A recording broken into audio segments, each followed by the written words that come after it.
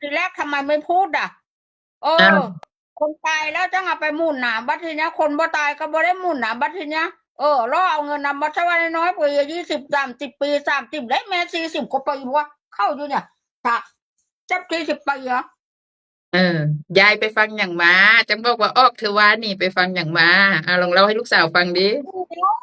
ก็บ่โง่จนปานนั้นดอก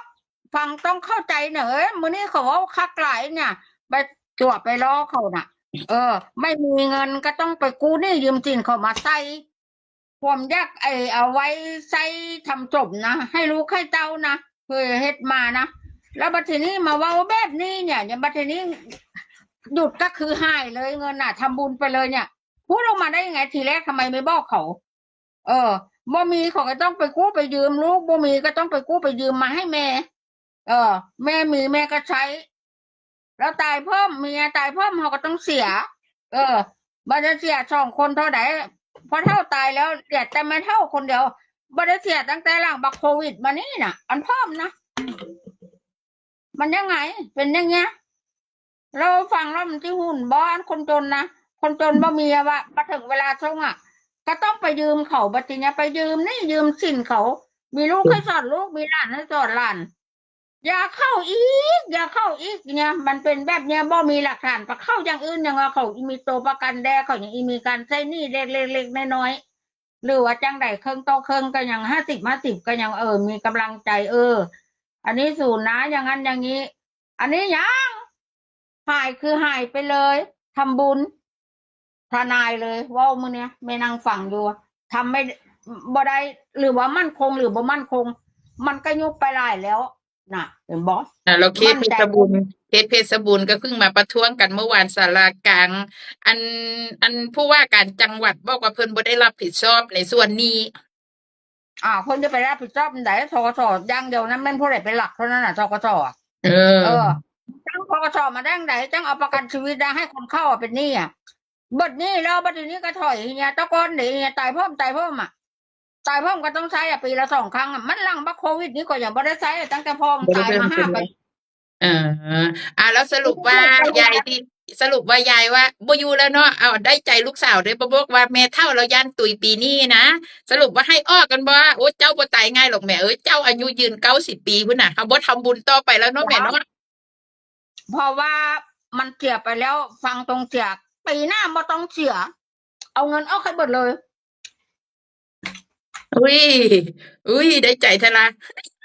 อ้าวอันนี้มันหักไปแล้วเนี่ยอีถึงเดือน4เนี่ยบ่ต้องหมกคนบ่รู้ชื่อใดมันเข้ามาจากปีแล้วตั้งแต่อยู่ห้วยลึกปศ33ปศโอ้คุณ23ยายปศคุณยาย22นั่งนั่งจบแต่เวฟังข่าวลาของลูกกันนี่น่ะอีเกียนเปลี่ยนชื่อเปลี่ยนเสียงก็ย้อนธกสนี่น่ะเอ้ยเอาอย่าขึ้นหลายเดี๋ยวความดันขึ้นยายโอเคตกลงถ้ายายเคลียร์สั่งซี่ลูกสาวก็สบายใจถ้ายายบอกว่าโอ้ยส่งไปเถอะลูกเอ้ยเราส่งกันมาโดนแล้วเขาค่อยก็ยังต้องขัดเจ้าบ่ได้แต่เจ้าเว้าสั่งซี่ดีใจขนาดเลยยายหยุดไปเลย4,000ไปซื้อเรากุ้งเผากินดีเรากว่าอีกอย่างหนึ่งอะคันเฮา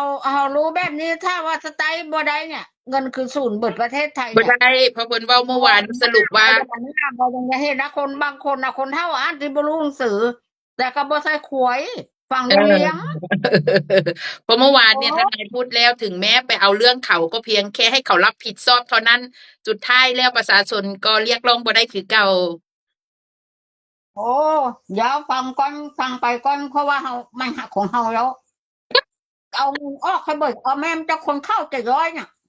เอออ้าวพอได้เงินคนเฒ่าแล้วได้เงินคนเฒ่าแล้วเบิกไส้ทันทีบ่ต้องให้ค้างให้เขาหักเด้อยาย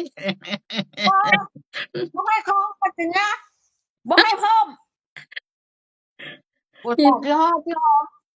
ไว้ซอยลูกซอยเต้าลูกก็ว่าหมุนได้อยู่โอ้แม่เอ้ยเอาไว้ก่อนอย่างนั้นอย่างนี้อันนี้หยังยายมาฟังแบบนี้แล้วสะอื้นเว้าเรื่องในหัวใจกูเว้าเรื่องการเหาะหอมฟังเรื่องที่ได้รับจากอีพอได้รับจากอ้ายเขาก็บ่คุ้มแล้วเขาเกินกำไรแล้ว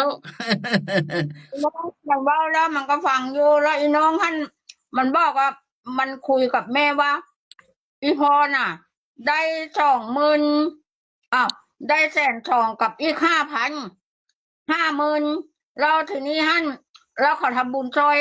อีก500เขาเออ อันนี้เข้าใจพ่อไปเอาด้วยตัวเองได้ไปเซ็นหนังสือให้ผัว แต่แล้วก็ทีก็ยังนี้รถมา เออ เนี่ย ตายมื้ออื่นมื้อเหือเนี่ยอันตาอันที่ว่าอยู่กับผู้ใหญ่ใจน่ะเออได้แสนเดียวเสียโอ้ยปีหน้าอยู่บ่ได้ห้าถ้าตาย แล้ว แล้ว แต่ว่าเขาข้อเฮายังดีว่ายกจ่ายเทียเดียวเป็นก้อนเนี่ยทางอื่นทีละ50,000ทีละ4,000ได้จ่ายย่อย2 ปีแล้วยังจ่ายบ่เบิดอ่ะ